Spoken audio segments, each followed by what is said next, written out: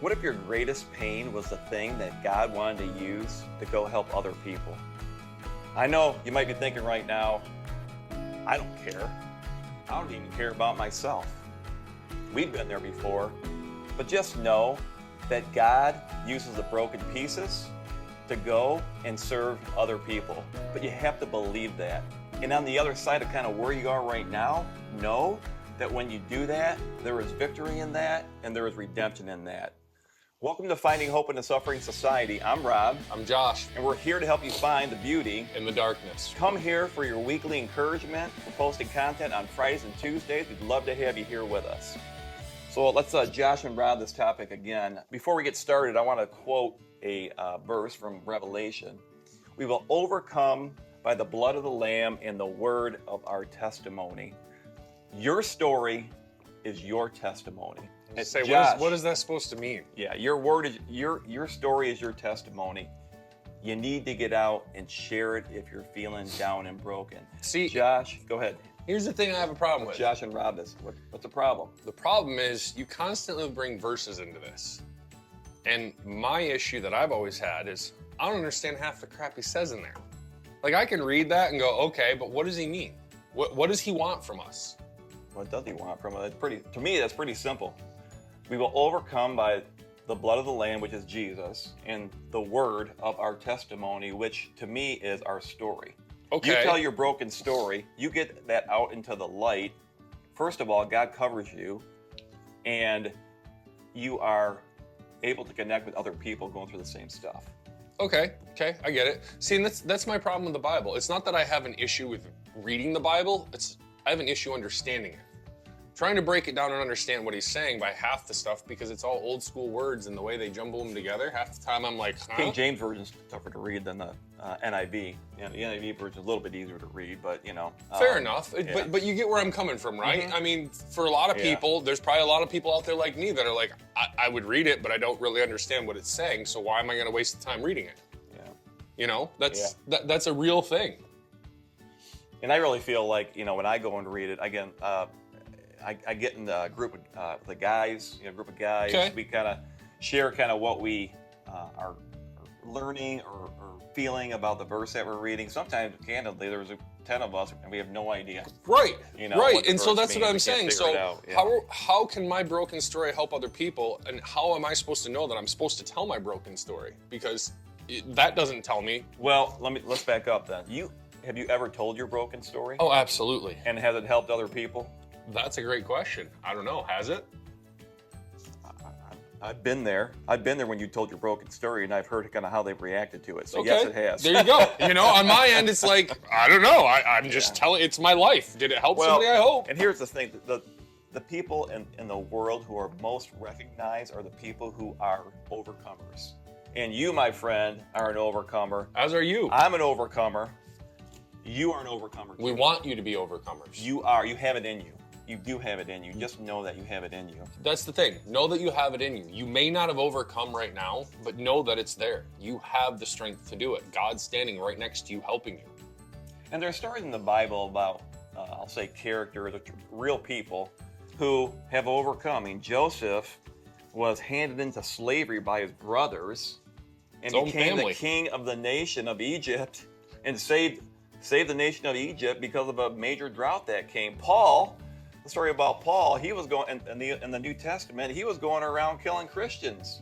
And he wrote most of the the New Testament. Which, I grew up in the church.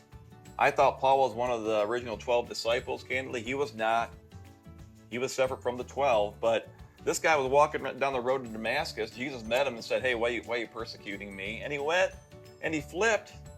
And he even said, "Look, I'm not worthy to do this, but I'm going to do it because I'm a broken man. I was going around killing Christians, but who am I to go spread the word?" But he did. Yep. Right. Well, and that's kind of like me. I'm a broken man who's gone around, and I've said it before. People call me a very unique Christian. We're all broken because I'm not your standard Christian.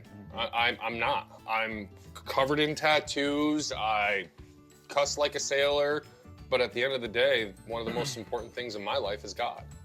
It really is. I don't go to AA meetings like I used to. When I first started AA, I was going literally 365 days a year, and I did that for about 3 years. Doing every single day. Every day for That's a 3 commitment. years. That's a commitment. And I don't go as much now, and I've talked with some of my friends about that, and they're like, well, Josh, I mean, you found what works for you. The difference is you went to AA every day, I get that, but you go now when you need it. And the difference is I know when I need it. You know, I know when I have to go. Just like I know when I have to get into God's word. I know because why? I start feeling squirrely. I start feeling agitated. I start feeling edgy.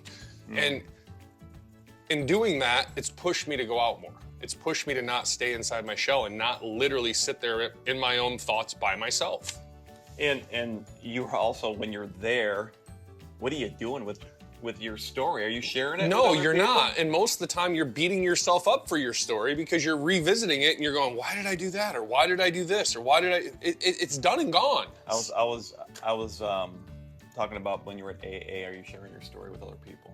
Oh, absolutely. Yeah. 100%. That's the key to AA is it's a bunch of people getting together and telling their story and finding bits and pieces of themselves in those stories. And the cool thing I like about AA is it's the one place I can go and I can go, you know what, guys? I drank 2 fists of Crown and did 162 miles an hour on a sport bike. And everybody looks at you and goes, is that it? Or they laugh. Because we're wired different. The things we've done, normal people go, what? And God's green earth were you thinking? Nobody's normal. Well, society's What is normal. Yeah. But your story does have power. And you don't have to be perfect to be purposeful. No, you don't. And that's the thing. Like you just said, your story has power. Everybody's story has power. Your story has power. Mine has power. Everybody's story has power for a different reason because it might touch a nerve with someone in a different way. And again, you don't have to be perfect to be purposeful. You just have to be one thing, and that's willing. Willing to share it. I'll just say, willing to accept and willing to share. Willing to accept what you've done and willing to share it with others, because at the end of the day, your story might just help someone. Don't be scared to share it. Yeah, I had, in kind of my journey here, when I was 3 years ago, when I was in the pit, about 2 years out of it, I had a friend I saw sitting at a house next to me. You could tell he was down, and his wife of 30 years had left him. 30 years. And we've connected since then. And I shared my story with him, shared everything, and he said to me, man, I don't know what would have happened to me had you not told me your story. He was on the verge of hurting himself, I'd say. He's in a really bad spot, and I was glad that I was there for him, But Well, God had to send me through, I'll say, hell, for me to be prepared to actually share my story and pull him out of the pit.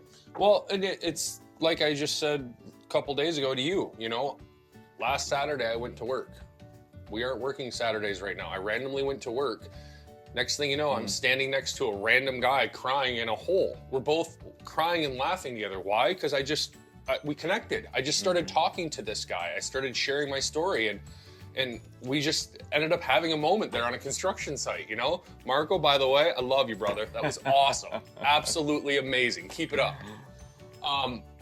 It's crazy just stepping outside yourself. That's all you have to do. And God creates those opportunities for you to share it. He does. Right.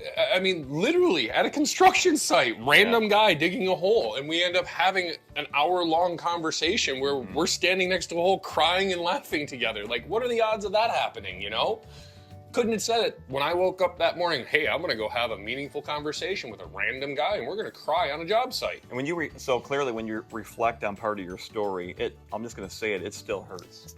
Ooh, Right? yeah. It still hurts. Looking back at the toxicity that I spread, the vile things I did, the people I hurt, it absolutely hurts. But you've forgiven yourself for that, but it still hurts. Have I though? I'd love to say I've 100% forgiven myself. We gotta work on that. But I'm working on that. That's a work in progress. I mean, I tell people I don't regret my past because without my past, I might not have become the man I am today. That's right. So for those of you I've hurt, I'm sorry. I am. I'm truly sorry you got hurt in the crossfire. I am. Me too. But unfortunately, that's part of God's plan. It is. Everything that's happened in your life happened for a reason. And here's the ask. We know it still hurts, but are you willing to use your story for God and for somebody else? If you are, would you drop a comment and simply say, God, use me? When you do this, I'm telling you, there are rewards, and you know what? It really does help you pull out of where you are today. So again, I'm Rob. I'm Josh. This is Finding Hope in a Suffering Society, and we're here to help you find the beauty In the darkness. Just remember, you're never alone, and God loves you. see you in the next video. See you guys.